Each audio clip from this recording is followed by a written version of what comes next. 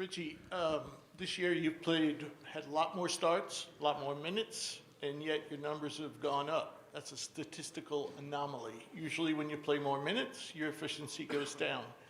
How would you explain that? Yeah, I mean, I kind of just play my game, but I'd say, it really just comes with good people on the court with you, right? Like success for one person goes up when everybody succeeds, like just as a team. But I think it's been a good little. I've just learned so much from the new staff, and they've kind of helped me to get into my spots that help me be effective. But helps to have good point guards that can really get you in that like down and yay. Just have helped me to give me the ball in certain areas. Stay here in the front row.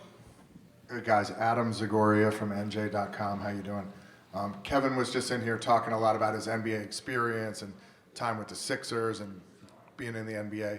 How much do you think? How much have you guys learned from his NBA background? Anything specific on kind of where your basketball IQ went up from his NBA stuff, and how much do you think that's attractive to guys like AJ Debonsa and future recruits? Let's start with Trevin, and then we'll go to Yegor on that one. Yeah, I mean, I think it's everything, right? When he first got here, the lingo was completely different from previous coaching staffs. So we had to relearn the lingo of like what the NBA calls different things. But as a shooter, it's been awesome because every play he runs works. But he's a super competitive dude. He's also super humble. He's always asking us for different, advice just with the college aspect.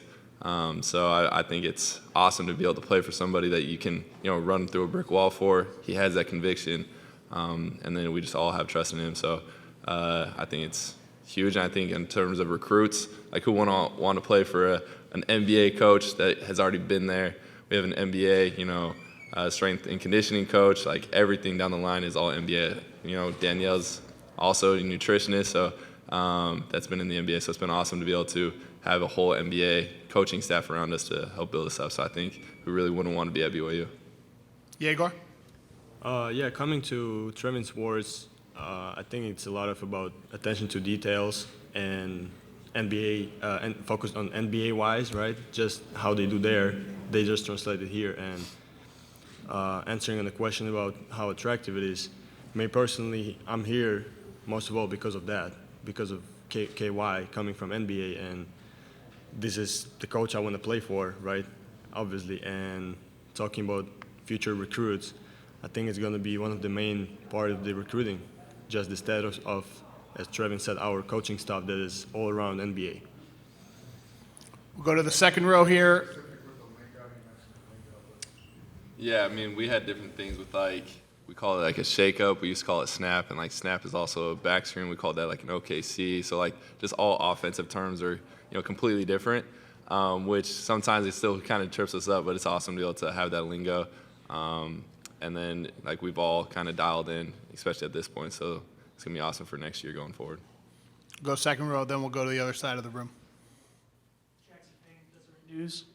Richie, you grew up a BYU fan. How meaningful is it for you to kind of have become the face of this BYU team now in the Sweet 16, something that the program doesn't really do a lot historically? I mean, just for your background as a BYU fan. Yeah, I mean, I grew up watching these games and just really praying and hoping that BYU would get in and make a run or whatever. But to be on here, it means a lot, and to do it with this team collectively, it's so fun. I just feel like as a team we just care about each other so much, which I mean I couldn't ask for anything more. But I'm just super grateful to be here and to be here with BYU. It's a dream come true. All right, we're going to the other side of the room in the second row.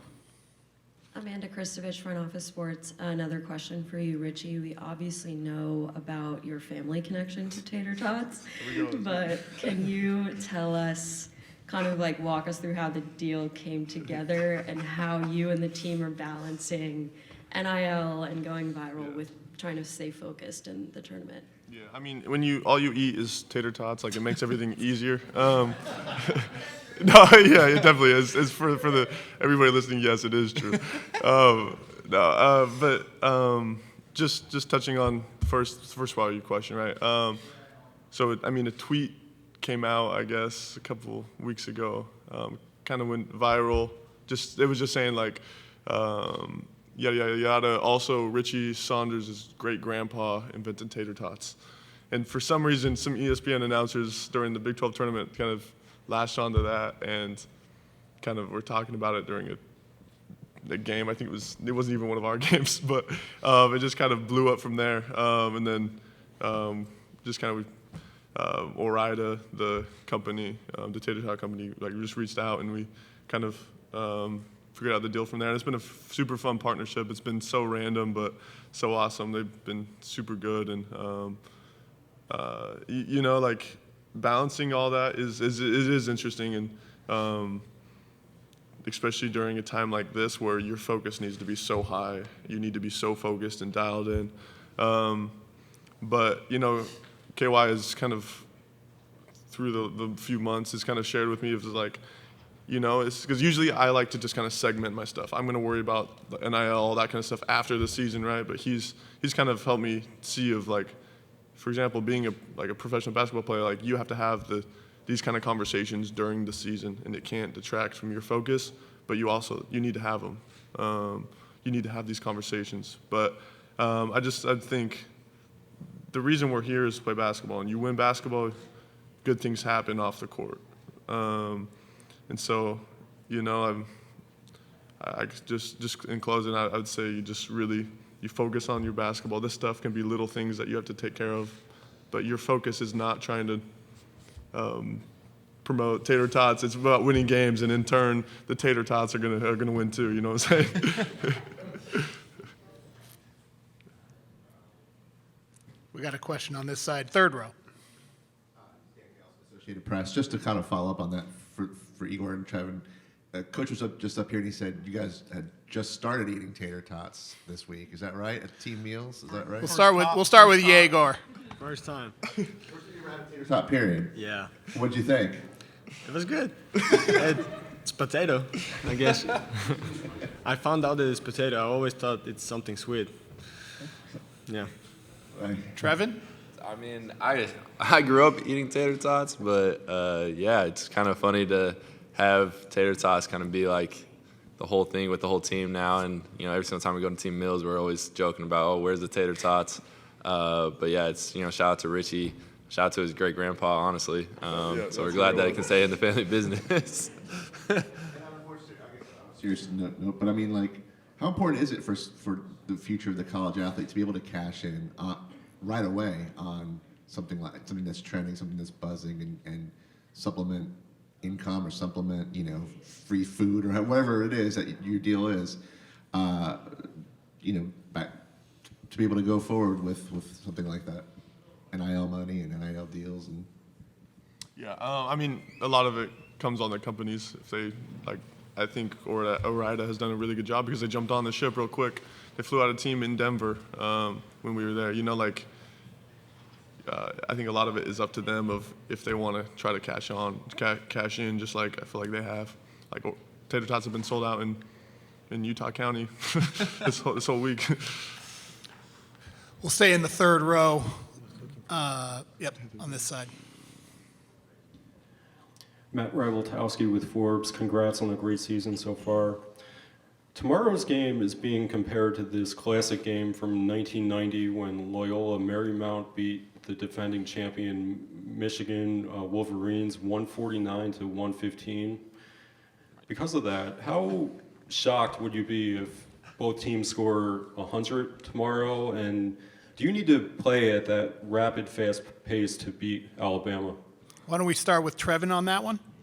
Yeah, I mean, shout out to Alabama. Like, they're a really high-octane offense. They have really dynamic guards. They're really well coached. So I think it's going to be both fun to play a team from the SEC and fun to play a team at that caliber. But I think I would be shocked. I feel like we're both, especially we've been really focused on defensive, strategy, defensive mindsets to try to slow them down.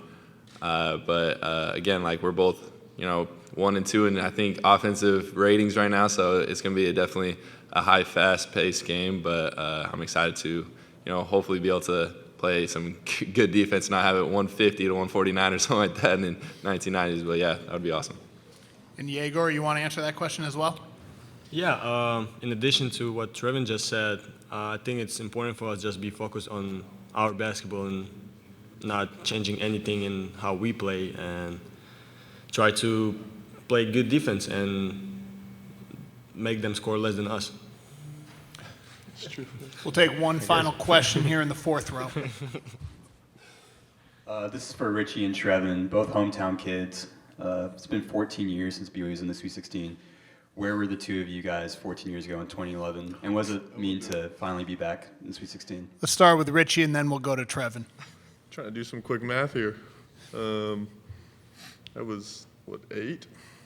I remember watching them, though. Like, it's funny because now some of those guys are on our staff and stuff. But, I mean, yeah, I can remember watching these games and just being super excited for them. But, yeah, I think I was in middle school. Yeah, people probably joke that I was probably on the team. I wasn't going to say it.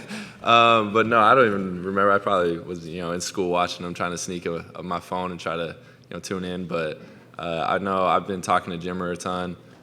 He's given me a ton of help, a ton of advice for the first 2 rounds, and then called him again on Monday, and he gave me some advice going into the Sweet 16. But again, just like Yegor said, we got to play our brand of basketball. At the end of the day, Alabama's going to play theirs. We're going to play ours. It's going to be a fun, fast-paced game, and I'm excited. I'm grateful for this opportunity, and grateful for Cougar Nation. We had a really, I feel like, hometown crowd in Denver, so it was really fun to play up there, and especially kind of rewrite history again. What Jimmer, he won 2 games in Denver, and then the Sweet 16. So it's fun to write our history, but kind of replay that history as well. Okay. Gentlemen, we appreciate you taking the time. Thank you.